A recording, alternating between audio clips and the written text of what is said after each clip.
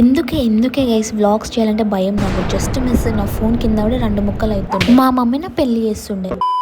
Hi guys, welcome to my mini vlog. So మీలో చాలామంది mini vlogs కూడా చేయమన్నారు కదా, సో అందుకని చెప్పేసి మీరు అడిగినాక నేను చేయకుండా ఉంటానో చెప్పండి. అండ్ నేను ఇప్పుడు అవుట్డోర్ షూట్కి వెళ్తున్నా ఫర్ 3 days.